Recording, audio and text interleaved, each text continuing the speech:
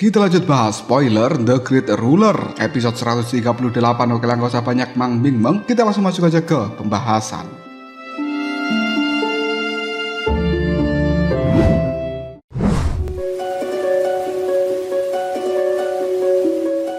Muchen kini telah terkurung di dalam penjara es yang dibuat oleh Qiu Taiyin. Hawa dingin yang dia rasakan mulai membuatnya mengaktifkan api ungu di dalam tubuh Muchen. Dan dia juga mulai berpikir jika harus segera melakukan terobosan karena energi spiritual yang saat ini dia miliki sudah begitu cukup masuk ke tingkat keempat. Di sisi lain, Tang Bing mulai khawatir dengan keadaan Muchen dan dia pun bertanya pada Jiuyu tentang keadaan dari pemuda itu.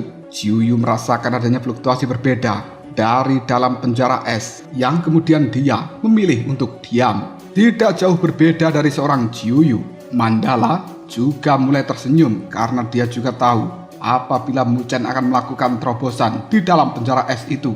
Pada akhirnya Qiu Taiyin ingin mengakhiri pertandingan ini dengan cepat. Dia pun segera melayangkan serangan pada penjara es yang ada di hadapannya.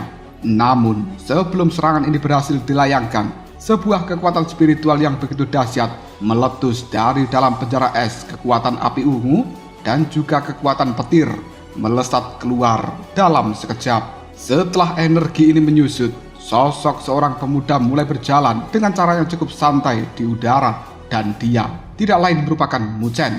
Namun orang yang melihat sosok ini jelas tahu apabila kekuatan dari Muchen jauh lebih kuat daripada sebelumnya. Peningkatan ini jelas berasal dari terobosan yang dilakukan Muchen untuk memasuki tingkat keempat. Meskipun Muchen telah berhasil melakukan terobosan, beberapa orang tetap yakin jika Muchen tidak akan pernah bisa menandingi Qiu Taiyin.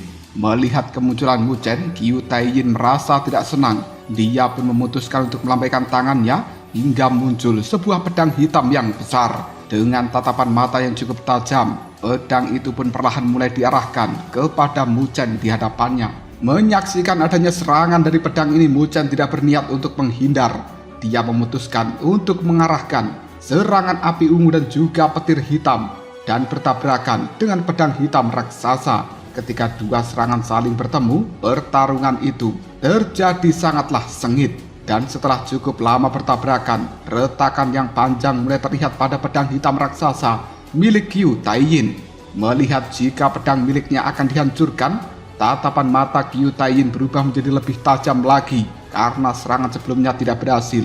Qiu Taiyin mulai mencoba untuk mengeluarkan tubuh Dharma Karya Taiyin miliknya. Orang ini juga mulai menyadari jika dirinya ingin menyingkirkan Muchen, maka dia harus menggunakan cara yang nyata. Di ujung jarinya kini telah mulai muncul bulan sabit hitam yang berhasil mengalahkan Qinzhong sebelumnya. Melihat serangan seperti ini, Muchen memutuskan untuk memanggil cahaya keemasan dengan matahari yang telah menggantung di atas kepala Muchen. Ya, benar, Muchen telah memanggil tubuh abadi Matahari Agung untuk bisa melawan tubuh Dharma Karya milik Qiu Taiyin.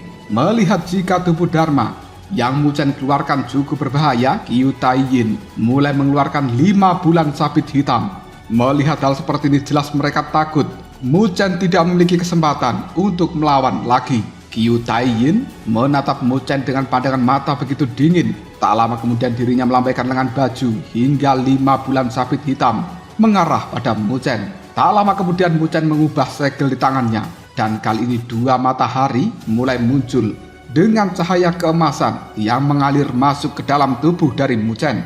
Ketika cahaya ini memasuki tubuhnya, segel di tubuh dari Muchen mulai diubah lagi dan kemudian membentuk seni suci segel emas matahari. Karena merasa belum cukup, Muchen mulai memanggil naga dari dalam tubuhnya yang langsung mengaum dengan suara yang menggetarkan dunia. Saat ini 2 naga dan juga 2 gajah telah melesat keluar. Mereka mulai terbakar dengan api ungu dan juga mengeluarkan sambaran kilatan petir hitam dari masing-masing tubuh naga dan gajah. Ketika teknik 9 naga 9 gajah ini bertabrakan dengan kekuatan spiritual yang dahsyat, hal itu mulai melonjak dan dengan cepat lingkaran cahaya naga dan juga gajah mulai terbentuk hingga berubah menjadi aliran cahaya yang luar biasa. Saat ini di depan tubuh Muchen ada segel emas matahari, sedangkan di belakangnya ada roda cahaya naga dan gajah. Ketika dua serangan ini digabungkan, maka seseorang akan cukup sulit untuk menahan jurus mematikan milik Muchen. Tak lama kemudian, 5 bulan sabit milik Qiu Taiyin benar-benar memberikan serangan tanpa ampun.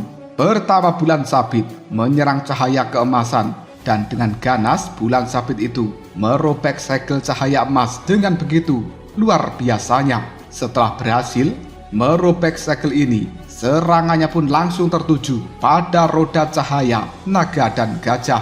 Tak lama kemudian, roda ini juga mulai mengalami retakan yang cukup lebar. Namun bulan sabit hitam juga mulai menjadi redup. Melihat hal seperti ini, Muchen tidak ada keinginan untuk menghindar. Dia justru mulai bergegas menuju ke arah bulan sabit hitam dengan tubuh aslinya. Dan pemuda itu kini telah langsung mengeluarkan satu set baju besi yang bersinar dengan cahaya keemasan. Tinjuan dari seorang Muchen juga telah dilayangkan. Hal itu langsung mengenai bulan sabit berwarna hitam yang memancarkan kekuatan dingin.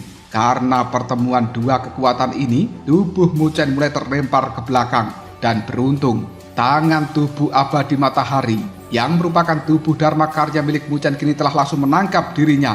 Namun karena gelombang yang sangat besar, tangan itu juga telah mulai mengalami sebuah retakan. Tak hanya itu saja, baju armor emas milik Muchen juga mulai menghilang dan hanya menyisakan luka di jari-jarinya. Tepat saat itu juga bulan sabit hitam mengalami retakan hingga akhirnya diar, meledak dan berubah menjadi bintik cahaya hitam.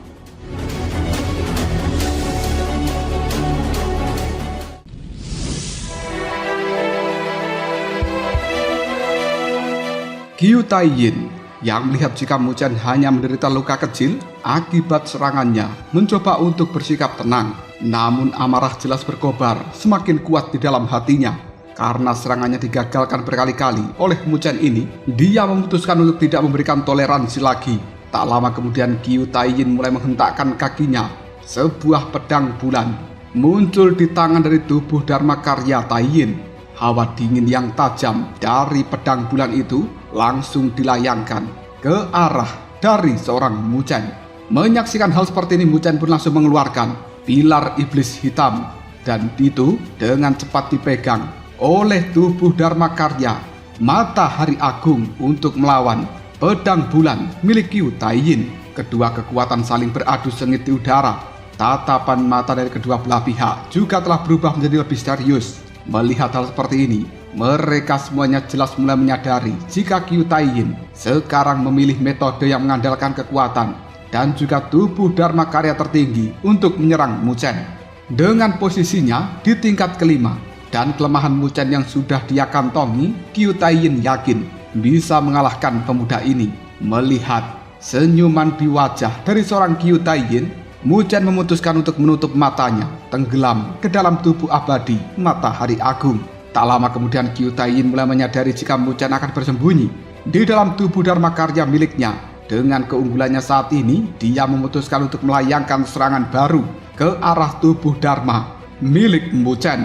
Karena serangan inilah sebuah cahaya keemasan di dalam tubuh Dharma Karya abadi Matahari Agung mulai berantakan. Bahkan fluktuasi energi yang ada di dalam tubuh abadi Matahari Agung juga semakin melemah. Banyak orang kuat ketika menyaksikan pertarungan ini, mereka yakin jika Muchen pasti akan benar-benar dikalahkan.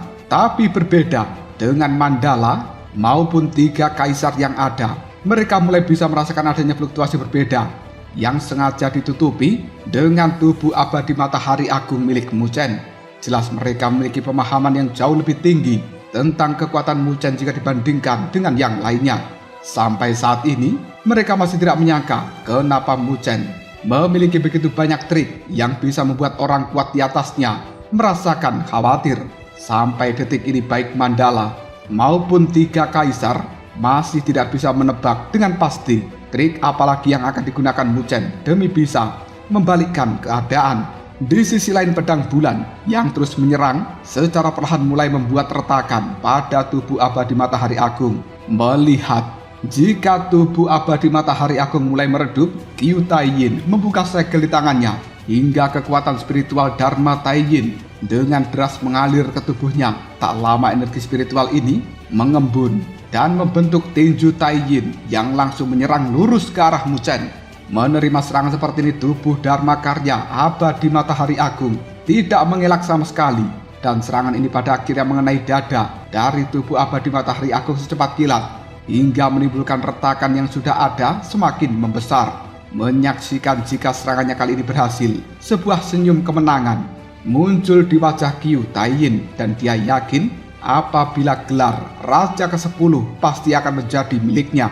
Beberapa orang juga mulai menghormati Qiu Taiyin yang akan menjadi seorang raja. Namun tatapan mata dari 9 raja yang lainnya masih terus tertuju pada cahaya keemasan yang meredup. Meskipun hal itu sudah benar-benar redup, tapi mereka semuanya bisa merasakan adanya fluktuasi berbeda dari dalamnya. Tak lama sebuah tawa diikuti dengan suara mulai terdengar. Bukankah masih terlalu dini untuk merasa menang? Mendengarkan suara seperti ini jelas banyak orang sangat kaget karena Mu Chen masih belum terkalahkan. Di tengah kesunyian itu, Qiu Taiyin langsung mengambil tindakan baru dengan melayangkan serangan pada cahaya keemasan yang ada di depannya. Tak lama kemudian cahaya emas mulai menghilang dan memperlihatkan 4 teratai yang memiliki segel kuno di setiap kelopaknya. Segel kuno ini jelas memancarkan fluktuasi energi yang begitu mengerikan ketika memberikan serangan. Mereka tidak menyangka jika Mu Chen adalah seorang master formasi spiritual. Bahkan pemuda itu sudah mampu membentuk formasi spiritual tingkat tinggi. Melihat jika Mu Chen sudah menjadi seorang master spiritual di tingkat bumi, Qiu Taiyin masih mencoba untuk tenang dan juga tidak takut. Setelah formasi ini lengkap, Mu Chen mulai mencoba untuk mengaktifkannya. Meskipun dia jarang menggunakan kekuatannya sebagai seorang master formasi, namun Mu Chen sudah cukup sering mengasah kekuatan seperti ini, dan dirinya yakin bahwa kekuatan formasi teratai iblis hitam akan bisa membantunya untuk mendapatkan kemenangan. Dengan bantuan formasi ini, Mu Chen yakin orang yang sudah ada di tingkat ke-6 pun tidak akan berani untuk meremehkan dirinya. Bahkan 9 raja termasuk Jiu Yu ketika melihat serangan seperti ini juga mulai memasang sikap waspada pada diri masing-masing. Tanpa basa-basi lagi, Mu Chen mengarahkan 4 teratai hitam ke arah tubuh Dharma Taiyin. Energi dari 4 teratai bergabung di tengah-tengah sebelum pada akhirnya pung, menembak tepat ke arah tubuh Dharma Taiyin milik Qiu Taiyin itu.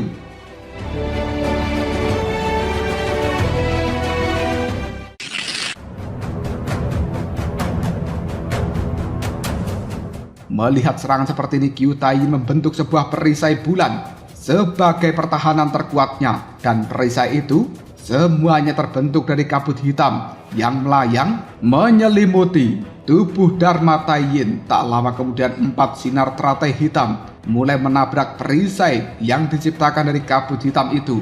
Meskipun perisai seperti ini nampak begitu kuat, namun cahaya dari teratai hitam berhasil menghancurkannya hingga perisai itu ditembus dengan mudah. Menyaksikan adegan seperti ini, Qiu Taiyin tidak bisa berbuat apapun dan hanya bisa menyaksikan cahaya teratai langsung menghantam tubuh Dharma Taiyin miliknya. Cahaya teratai itu bahkan membawa simbol-simbol hitam yang bisa menembus tubuh Dharmanya hingga membuat energi spiritual di dalam tubuh Dharma milik Qiu Taiyin itu menghilang dengan cepat. Sekarang semua orang bisa menyaksikan jika Qiu Taiyin mulai gagal di dalam mempertahankan tubuh Dharma Taiyin miliknya. Seiring melemahnya energi spiritual dalam tubuh Dharma Taiyin, wajah dari Qiu Taiyin sendiri juga mulai terlihat memucat karena serangan ini bersifat korosif. Semakin lama tubuh Dharmanya semakin hancur yang kemudian membentuk titik-titik cahaya gelap. Hancurnya tubuh Dharma Taiyin membuat tubuh dari Qiu Taiyin juga melemah dengan cairan merah yang terus keluar dari mulutnya. Melihat hal seperti ini, Mu Chen tidak ingin memberikan ampun sehingga dirinya memutuskan untuk mengubah arah dari serangan teratai hitam ke tempat dari Qiu Taiyin berada. Melihat niat yang sangat luar biasa seperti itu, Qiu Taiyin memutuskan untuk langsung menyerah Mendengarkan hal seperti ini, banyak tokoh-tokoh besar tidak percaya, dan orang yang awalnya memiliki peluang menang yang begitu besar saat ini harus dibuat menyerah oleh seorang bocah yang hanya berada di tingkat keempat. Mu Chen yang tahu lawannya telah menyerah langsung berkata, "Terima kasih banyak Master Qiu Taiyin atas kemurahan hatimu." Mendengarkan hal seperti ini, jelas banyak orang terkejut karena pemuda itu sebenarnya sudah kelelahan dan hanya menggunakan tipu daya untuk memaksa Qiu Taiyin mengakui kekalahannya. Sungguh pemuda yang cerdas. Qiu Taiyin yang tidak terima karena sudah dipermalukan pun mulai mengambil sebuah tindakan. Tak lama kemudian, lempengan giok berwarna putih kini telah muncul di tangannya, dan dia dengan cepat meledakkan lempengan itu hingga membentuk seekor singa putih yang sangat ganas. Itu adalah segel singa Xuantian. Setelah kata ini terucap, singa itu pun seakan-akan ingin melahap Mu Chen dalam satu gerakan. Ketika itu juga, 3 kaisar mulai melayangkan tatapan mata penuh kemarahan, dan mereka jelas tahu jika segel singa Xuantian adalah keahlian yang hanya dimiliki oleh anggota inti dari istana Xuantian. Mu Chen yang melihat serangan singa ini hanya bisa terdiam tanpa melakukan hal lain. Dirinya tahu jika serangan ini akan dengan mudah mengalahkan orang tinggi di tingkat kelima. Namun Mu Chen beruntung karena Mandala dengan cepat maju untuk memberikan pertolongan. Hanya dengan tepukan yang pelan pada kepala singa putih, hewan itu pun langsung hancur. Kali ini semua orang bisa melihat jika wajah Mandala tanpa ekspresi, namun di tangannya sudah muncul bola cahaya spiritual yang siap melakukan serangan. Dengan tenang, Mandala pun berkata, "Segel singa Xuantian, bagaimana bisa benda itu ada di tanganmu?" Setelah mengeluarkan segel ini, jelas semua orang mulai menatap curiga pada sosok Qiu Taiyin. Dengan gugup, pria itu pun menjawabnya, "Aku mendapatkan segel ini dari seorang bawahan yang menjalankan misi untuk melenyapkan seorang ahli dari istana Xuantian yang cukup kuat." Dengan tidak percaya, Mandala pun mulai menanyakan siapa tetua yang telah Qiu Taiyin lenyapkan sebelumnya. Kenapa berita seperti ini harus disembunyikan? Karena sudah sangat terdesak, Qiu Taiyin memutuskan untuk melarikan diri dari alam Daluo. Melihat adegan seperti itu, Mandala langsung membekukan udara di sekitarnya hingga membuat Qiu Taiyin tidak bisa kabur. Dengan satu jentikan jarinya, Qiu Taiyin mulai terlempar ke arah bawah hingga membuat energi spiritual di dalam tubuhnya langsung hancur. Dengan cepat Mandala memerintahkan tim penegak hukum untuk membawa Qiu Taiyin pergi. Dia yakin jika masih ada banyak pengikut dari istana Xuantian yang ada di alam Daluo ini. Dengan tegas Mandala berseru, "Bertindaklah setia pada alam Daluo. Jika aku melihat satu pengkhianat, maka jangan salahkan jika aku akan langsung mengambil sebuah tindakan." Mendengar kata-kata seperti ini, semua orang hanya bisa menganggukkan kepalanya tanpa bisa protes. Sosok pemimpin yang merupakan Mandala mulai merubah pandangannya ke arah Mu Chen, dan kemudian dia membuat pengumuman apabila Mu Chen telah secara resmi menjadi raja ke-10 mulai hari ini.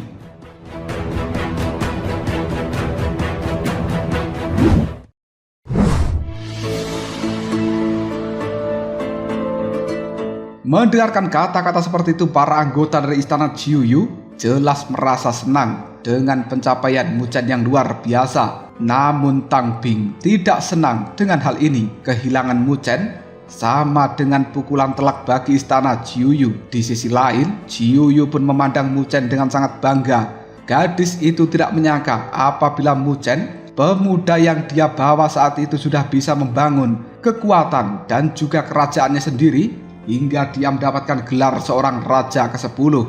Mu Chen tersenyum sebelum akhirnya dia mengatakan, "Aku tidak perlu pasukan lagi dan lebih baik aku tetap bergabung dengan istana Jiuyu. Hal ini seharusnya tidak mempengaruhi sumber dayaku, bukan?" Mu Chen tahu jika dirinya membentuk dari bawah, maka hal itu akan mempengaruhi waktu kultivasi baginya. Lagi pula, Mu Chen sudah mulai bisa memanfaatkan kekuatan istana Jiuyu secara penuh. Dirinya yakin jika apapun yang dia lakukan ke depannya pasti akan selalu mendapatkan dukungan dari Jiuyu. Setelah mengatakan hal seperti ini, banyak orang tercengang karena tidak menyangka bahwa Mu Chen akan menolak tawaran yang sangat menggiurkan untuk membangun kerajaannya sendiri. Namun para pasukan dari istana Jiuyu jelas merasa senang karena mereka tidak jadi kehilangan seorang Mu Chen, sosok pemimpin dan juga komandan yang begitu cerdas. Saat ini yang terpenting bagi Mu Chen hanyalah esensi binatang suci untuk bisa mempraktekkan dan juga mempelajari sutra naga dan phoenix. Pada akhirnya Mandala menyetujui permintaan Mu Chen kali ini, dan dia juga membuat istana Jiuyu memiliki 2 raja sekaligus. Sumber daya yang diperoleh istana Jiuyu selanjutnya juga akan menjadi 2 kali lipat lebih banyak daripada istana yang lainnya. Qin Zhong yang kalah juga akan mendapatkan hadiah dari Mandala. Gadis itu berjanji akan membantu pria tersebut memasuki tingkat kelima. Ketika dirinya sudah memenuhi syarat menjadi raja, maka Mandala akan dengan senang hati mengangkat seorang Qin Zhong menjadi raja ke-11. Tak lama kemudian Mu Chen segera kembali ke istana Jiuyu untuk menyempurnakan tingkat keempatnya yang baru saja dia dapatkan. Dia juga akan berusaha untuk melatih para pasukan 9 Nether untuk ikut serta dalam perburuan yang besar. Dengan bantuan sumber daya yang begitu melimpah, Mu Chen yakin jika pasukan ini pasti akan menjadi yang terkuat ke depannya. Saat ini para pasukan 9 Nether sudah mulai berlatih. Semangat juang yang begitu besar juga terus terpancar dari dalam tubuh masing-masing, dan semangat juang ini mulai berkumpul ke arah atas, bergabung menjadi satu kesatuan yang kuat. Tak jauh dari para pasukan, sosok Mu Chen juga sedang membentuk sebuah segel di tangannya agar energi spiritual dari dalam tubuhnya bisa mengalir menuju semangat juang yang ada di langit. Jika energi spiritual miliknya bisa menyatu dengan energi semangat juang, maka kedepannya dia akan lebih mudah untuk mengendalikannya. Setelah 2 jam Mu Chen menyatukannya, dia bisa melihat jika semangat juang yang ada masih lebih lemah dari semangat juang pasukan alam Daluo. Namun Mu Chen berjanji akan berusaha sekuat tenaga agar bisa menang. Dirinya tidak akan pernah membiarkan alam Daluo lenyap dalam perburuan yang besar kali ini. Dan Mu Chen mulai memikirkan perseteruannya dengan istana Xuantian. Dia yakin jika Liu Tiandao tidak akan pernah membiarkan dia pergi dengan mudah ke depannya. Selagi Mu Chen memikirkan hal seperti ini, sosok Mandala telah muncul di hadapannya. Gadis kecil itu memberikan sebotol giok berisi 10 esensi binatang suci yang telah dibutuhkan oleh Mu Chen. Dengan menggerutu, Mandala berkata, "Dasar kau sialan, gara-gara dirimu aku harus menjelajahi setiap balai lelang di wilayah utara untuk mengumpulkan esensi ini."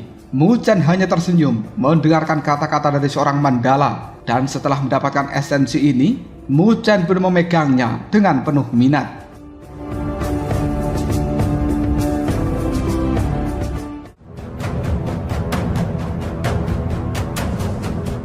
Lalu apakah yang akan terjadi selanjutnya? Mungkinkah menggunakan esensi tersebut Mu Chen akan bisa mempelajari sutra naga dan phoenix, dan di dalam perburuan selanjutnya mungkinkah dia akan bisa memenangkan hal itu? Jika kalian penasaran, tunggu aja jawabannya di next video. Ngobrol sob.